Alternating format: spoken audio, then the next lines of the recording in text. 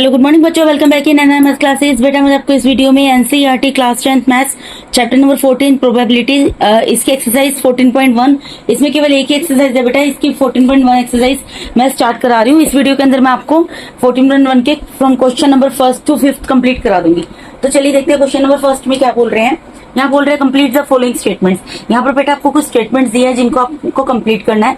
इससे पहले बेटा मैंने इंट्रोडक्शन की वीडियो अपलोड की है, उसमें जितने भी बेसिक कंसेप्ट है वो सारे मैंने क्लियर किए हुए हैं। ठीक है जी, तो आप पहले उन वीडियोस को जरूर देखिए। अब देखिए यहाँ पर फर्स्ट क्वेश्चन के फर्स्ट पार्ट में क्या बोल रहे हैं। Probability of an event E plus probability of event not E is equal to. मैंने बेटा आपको बताया था कि किसी भी इवेंट की प्रोबेबिलिटी मतलब किसी भी काम के होने की संभावना और किसी काम के ना होने की संभावना, अगर हम उन दोनों को ऐड कर देते हैं तो उसका आंसर हमारा क्या आता है, 1 आता है। ठीक है, तो इसका आंसर यहाँ पर क्या होगा बेटा, 1 आएगा। Probability of event plus probability of event not E का मतलब है कि किसी भी काम के होने की संभावना और किसी भी काम के ना होने की संभावना, अगर हम उन दोनों चीजों को जोड़ दें, अगर हम उनकी प्रोबेबिलिटी को जोड़ दें तो उसका आंसर क्या आता है, वो किसके इक्वल होती है, वो होती है इक्वल्स टू 1। ठीक है जी। उसके बाद सेकंड पार्ट है इसका, probability of an event that can not happen is this such an event is called this. ऐसे किसी भी इवेंट की प्रोबेबिलिटी क्या होगी जो कभी हो ही नहीं सकता, और ऐसे इवेंट को क्या कहा जाता है बेटा। कोई भी ऐसा इवेंट, कोई भी ऐसा काम जो आपने कभी किया ही नहीं, तो उसकी प्रोबेबिलिटी क्या होगी, उसकी संभावना क्या होगी, उसके होने के चांसेस क्या होंगे, क्योंकि वो आपने कभी काम किया ही नहीं तो उसके होने के चांसेस क्या हो जाएंगे, यहाँ पर 0। और ऐसे इवेंट जिनकी प्रोबेबिलिटी मतलब जो है जो कभी हुआ ही नहीं 0 होती है, तो उस तरीके के इवेंट को क्या बोला जाता है, उस तरीके के इवेंट को बोला जाता है इम्पॉसिबल इवेंट। ठीक है जी। उसके बाद इसका अगला पार्ट है, इसमें क्या बोल रहे हैं, the probability of an event that is certain is happen is this such an event is called this. ऐसा कोई इवेंट जिसके उसके प्रोबेबिलिटी बतानी है जो कि निश्चित तौर पे हुआ ही हुआ है, मतलब ऐसा कोई भी इवेंट जो कि निश्चित तौर पे हुआ ही हुआ है, आपको उसकी प्रोबेबिलिटी बतानी है। इस तरीके के इवेंट को क्या कहते हैं वो बताना है। तो इसका बेटा मैंने आपको बताया था इंट्रोडक्शन पार्ट 1 में, ऐसा कोई इवेंट जो होता ही होता है उसकी प्रोबेबिलिटी कितनी होगी, 1 होगी। और इस तरीके की इवेंट को क्या बोला जाता है, इस तरीके की इवेंट को बोला जाता है श्योर इवेंट। ठीक है जी।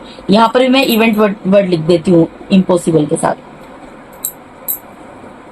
श्योर इवेंट को और क्या बोल सकते हैं, इसको सर्टेन इवेंट भी बोल सकते हैं, जो कि निश्चित तौर पे होता ही होता है। ठीक है जी। उसके बाद फोर्थ पार्ट है, इसमें क्या बोल रहे हैं, the sum of the probabilities of the all elementary event of an experiment is.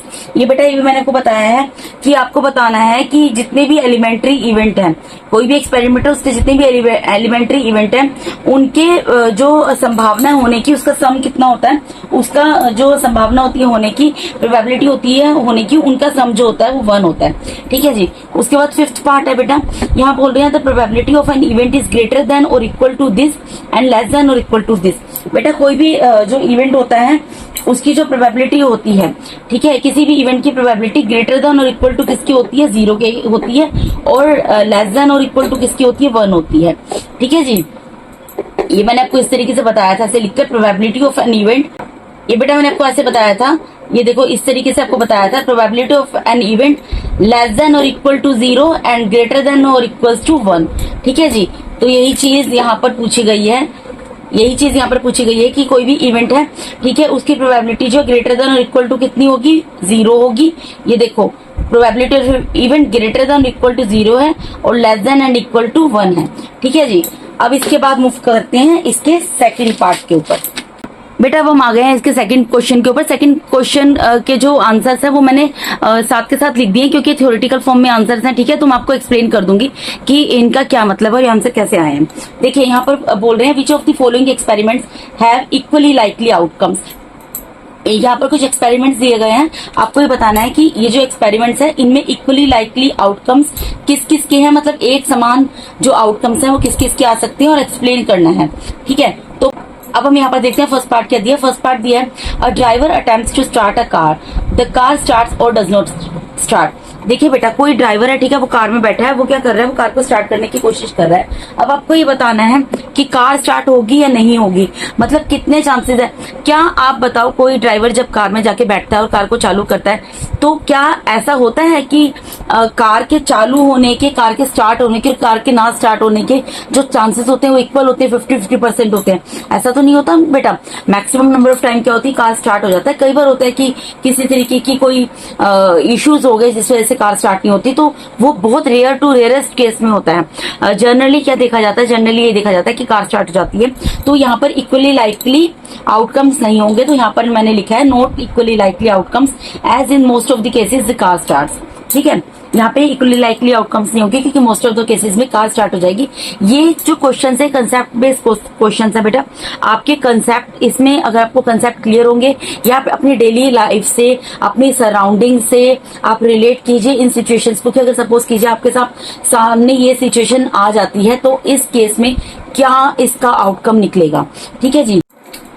अब बेटा इसके अंदर ये बोल रहे हैं कि एक प्लेयर जो है, ठीक है, वो बास्केटबॉल खेलने के लिए जाता है, तो इसके कितने चांसेस होते हैं कि वो बास्केटबॉल को शूट कर पाएगा या फिर शॉट को मिस कर देगा। ठीक है, ये आपको बताना है। तो क्या इसके इक्वल चांसेस होंगे कि प्लेयर एक जो है बास्केटबॉल में बॉल को डालने जा रहा है तो बॉल को डाल नहीं पाएगा और बॉल को डाल पाएगा, इसके 50-50% चांसेस होंगे। तो बेटा देखो, ये भी नॉट इक्वली लाइकली आउटकम्स है as it depends on players ability. क्योंकि देखो इसमें क्यों, क्योंकि ऐसा तो नहीं है कि प्लेयर जब सपोज करो बास्केटबॉल को हिट करने जा रहा है तो 50% चांसेस है कि वो हिट नहीं कर पाएगा, 50% चांसेस है कि वो हिट कर देगा। ये नॉट इक्वली लाइकली आउटकम है क्योंकि ये डिपेंड करता है प्लेयर की एबिलिटी के ऊपर, उसकी क्षमता के ऊपर, उसकी कैपेबिलिटीज के ऊपर। ठीक है जी, तो इसलिए यहाँ पर ये नॉट इक्वली लाइकली आउटकम्स है as it depends on player ability. मैंने यहाँ पर लिख दी क्योंकि ये निर्भर करता है कि प्लेयर की क्या क्षमता है उसके ऊपर। ठीक है जी। उसके बाद थर्ड पार्ट है, a trial is made to answer a true false question, the answer is right और रॉन्ग। अब यहाँ पर एक ट्रायल लिया जा रहा है ट्रू फॉल्स क्वेश्चन का, कि आपको बताना है, सपोज कीजिए मैं आपको यहाँ पर 10 क्वेश्चन देती हूँ और आपको बताना है कि आपके पास 4 ऑप्शन है, suppose 4 option are there and you have to choose only one of them which is appropriately correct out of those 4 options. ठीक है, तो अब उसमें कितने मतलब प्रोबेबिलिटी है कि आंसर राइट होगा या रॉन्ग होगा। बेटा देखो, जब आपको क्वेश्चन पेपर दिया जाएगा, आपको अगर 10 क्वेश्चन दे दिए, ठीक है, और आपको बताना है कि ट्रू और फॉल्स, तो इक्वली लाइकली आउटकम होगा क्योंकि आंसर जो राइट और रॉन्ग दोनों हो सकते हैं। ठीक है, आंसर राइट और रॉन्ग दोनों हो सकते हैं, मतलब राइट के होने के चांसेस भी उतने ही बन रहे हैं जितने रॉन्ग के होने के चांसेस बन रहे हैं। ठीक है, तो ये क्या है, इक्वली लाइकली आउटकम है, it is an equally likely outcome. अब उसके बाद फोर्थ पार्ट है, a baby is born, it is a baby, it is a boy और अ गर्ल। अब एक बच्चा पैदा होता है, वो लड़का है या लड़की है, इसमें आपको बताना है कि ये इक्वली लाइकली आउटकम है या नहीं है। बेटा इक्वली लाइकली आउटकम है क्योंकि दोनों के बराबर, जहां पर किसी भी चीज के होने के 2 चांसेस और दोनों चांसेस ही बराबर हों तो वहां पर इक्वली लाइकली आउटकम होगा। अब बच्चा पैदा हो रहा है, बच्चा लड़का है लड़की, कुछ भी हो सकता है, कोई नहीं जानता। ठीक है, तो वहां पर क्या है, लड़के के होने के लड़की के होने के दोनों के चांसेस जो है क्योंकि इक्वल हैं, तो इसलिए it is an equally likely outcome की कैटेगरी में इसको हम रखेंगे।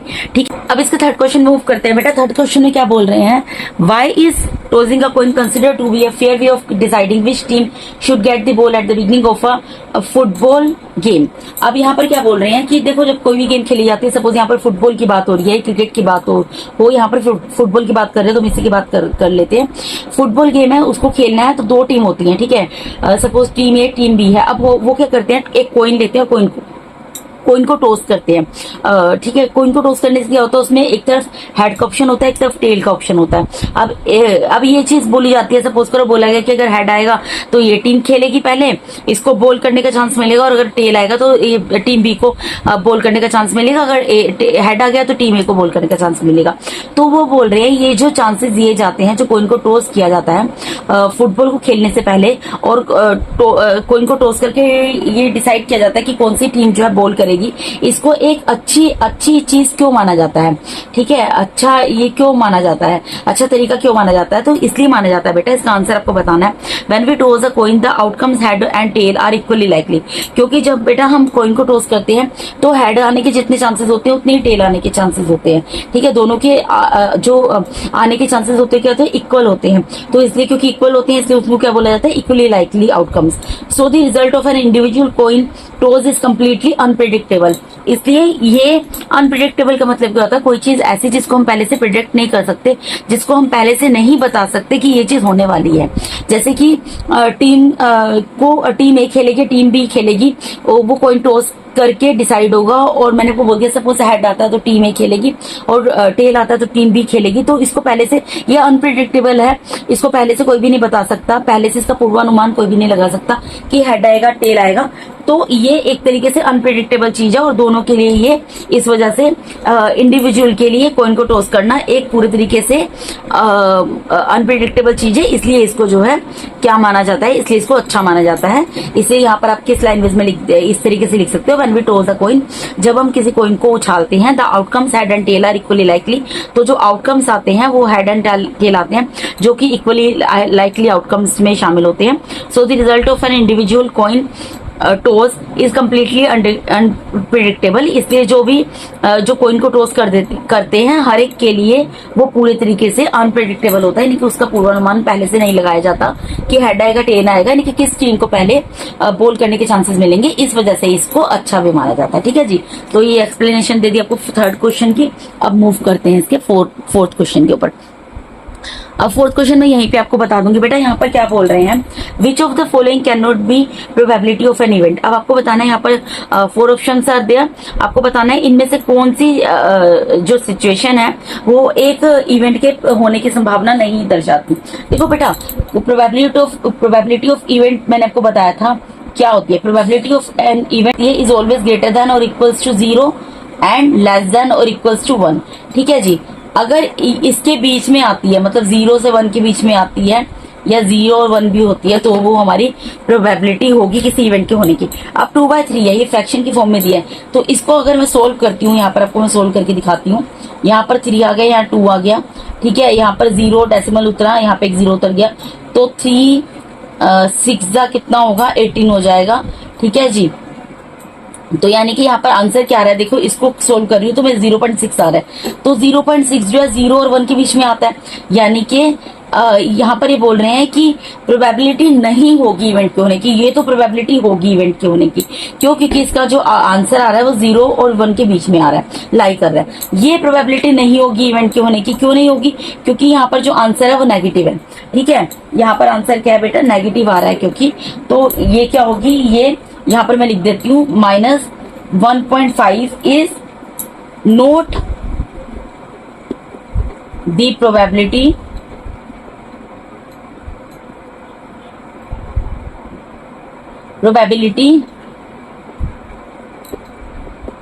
ऑफ एन इवेंट, क्योंकि probability of an event never be negative. वो मैंने आपको जो इंट्रोडक्शन पार्ट 1 पढ़ा है उसमें जरूर बताया होगा कि कोई भी इवेंट होता है उसकी प्रोबेबिलिटी कभी भी नेगेटिव में नहीं आती। उसके बाद यहाँ पर है 15%। अब 15% में दिया बेटा, इसको अगर आप सोल्व करोगे क्या आएगा, 15 डिवाइडेड बाय 100 आएगा। ठीक है, इसको अगर आप सोल्व करोगे क्या आएगा, देखो ऊपर कितने नंबर है, 2 नंबर है, उनको उतार लो। ठीक है, 2 डिजिट का नंबर है। नीचे यहाँ पर कितने 0 है, 2 टाइम्स 0 है। ठीक है, तो यहाँ इसके पीछे से काउंट करो 1 2 और यहाँ पर एक डेसिमल लगा दो, 0.15 आएगा। इसको सोल्व करके आप कर देख लेना बेटा, इसको इसी तरीके से सोल्व किया जाता है। इसको आप सोल्व करेंगे तो क्या आएगा, 0.15 आएगा। तो 0.15 तो है वो 0 और 1 के बीच में लाई करता है, तो ये तो प्रोबेबिलिटी होगी इवेंट की। ठीक है, उसके बाद बताना है 0.7 को भी इसी तरीके से सोल्व करके देख लो। 0.7 है, इसका डेसिमल हटेगा तो यहाँ पर क्या आ जाएगा, 10 आ जाएगा। ठीक है, अब इसको अगर आप सोल्व करोगे, यहाँ पर आप सोल्व करो तो ये क्या आएगा, देखो ये तो सोल्व करके देखने की जरूरत ही नहीं है, ये तो ऑलरेडी सोल्व है। 0.7 है, तो ये 0 और 1 के बीच में लाई करता है, तो ये भी क्या है, प्रोबेबिलिटी इवेंट की होगी। तो आपको सिर्फ यहाँ पर ये बताना था कि कौन सी चीज जो है, जो प्रोबेबिलिटी, मतलब ये जो यहाँ पर दिया, which of the following can not be the probability of an event, इनमें से कौन सी सिचुएशन है जो कि प्रोबेबिलिटी ऑफ एन इवेंट जो है वो नहीं हो सकती, वो है आंसर बी। तो यहाँ पर इसको बेटा नहीं करना है, ये मैं बेकार में कर रही थी। ठीक है जी, क्योंकि ये तो ऑलरेडी डेसिमल में दिया हुआ है। तो यहाँ पर इसका आंसर क्या आएगा, आंसर आएगा इसका बी। और क्या लिखना है बी में, आपको पूरा ही लिख देना है। -1.5 मैं लिख देती हूँ दोबारा, -1.5 इज नोट दी प्रोबेबिलिटी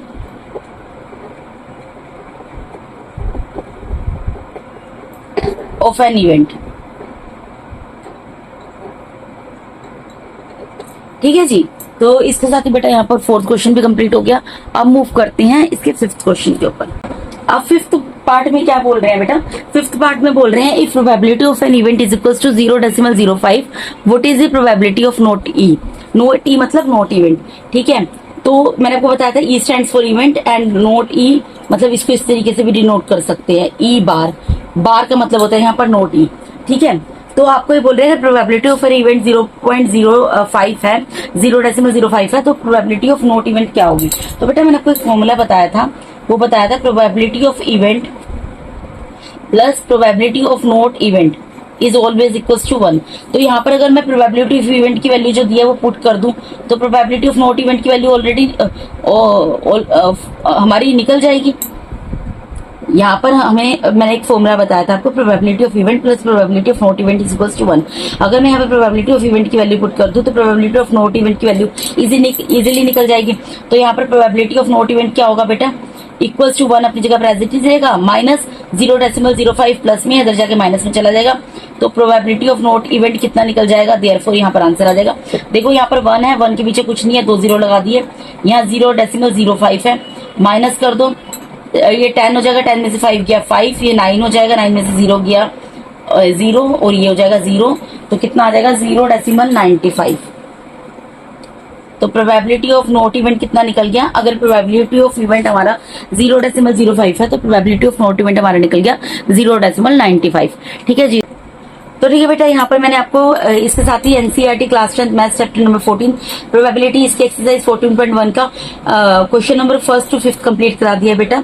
अगर आप मेरे चैनल पे नए हैं, पुराने भी हैं, और अगर आप लोगों को मेरा टीचिंग मेथड अच्छा लगता है बेटा, और अगर अभी तक आप लोगों ने मेरे चैनल को सब्सक्राइब नहीं किया है तो मेरे चैनल को सब्सक्राइब कीजिए, वीडियोज को लाइक कीजिए, अपने फ्रेंड्स रिलेटिव्स के साथ शेयर कीजिए। ठीक है बेटा, और अगर आपको मेरे पढ़ाई किसी भी क्वेश्चन में किसी भी तरीके का कोई भी डाउट है तो कमेंट बॉक्स में क्वेरी पुट कर सकते हैं, मुझको डेफिनेटली सॉर्ट आउट करने की कोशिश करूंगी। And thank you so much for watching my videos बेटा, God bless all of you, thank you so much once again.